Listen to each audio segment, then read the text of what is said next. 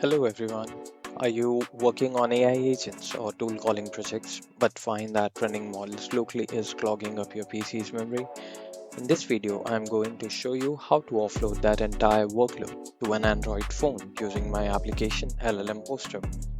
First, a quick pro tip.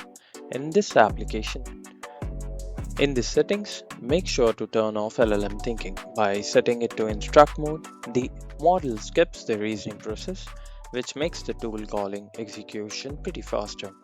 I'm running the Qwen Pre 0.6b model. It is incredibly efficient for tool calling tasks and runs perfectly on mobile hardware.